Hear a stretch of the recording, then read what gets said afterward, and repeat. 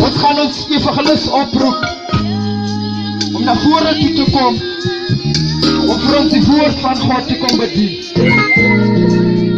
En niemand meer nie.